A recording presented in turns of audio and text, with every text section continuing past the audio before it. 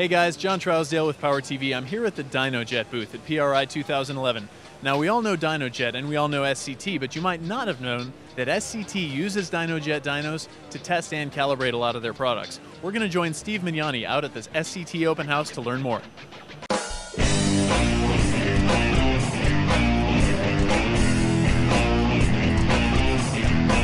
Now, I understand that SCT uses Dynojet chassis dynos exclusively. Why is that? The number one reason is it's the industry standard for dynos. We work really closely with Dynojet, both in development and when we do our own testing here. So. You have two chassis dynos here. Yeah, we have two brand new chassis dynos. This is a two-wheel chassis dyno that we have here in this cell.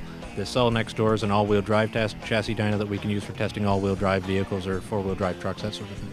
I know you guys are an industrial complex. You're not the only tenants here. How do you guys control noise when you do your testing? That was our number one concern when we moved into this plaza, because we have neighbors next door that have office buildings, and of course we have our sales staff right up front, right next door, so noise was a big concern with us. So we went with these industrial design dyno cells. When these doors are closed and these cars are running on the dyno at wide open throttle, you can't hear a thing outside these cells. Well, great stuff. Well, let's talk now to Ryan Krummick, the dyno operator. Ryan, what are you doing here? Here we're testing a 2009 Mustang with a supercharger on it. We're just doing some demonstrations and see what kind of power we can get out of her. Now, how often do you test here in the dyno? Our test schedule, about every three to 4 days a week, we're out testing either on this cell or the cell next door. I understand the cell next door, of course, is an all-wheel drive, but really important is they have Taurus SHOs and so many cars with all-wheel drive. Is there a difference in your technique when you test on the two-wheel or the four-wheel drive dyno?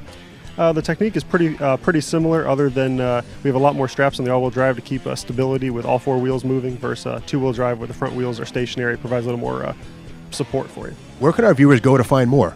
You can find out more information at www.sctflash.com, and more information on the Dynojet, you can go to www.dynojet.com. I gotta get back to work.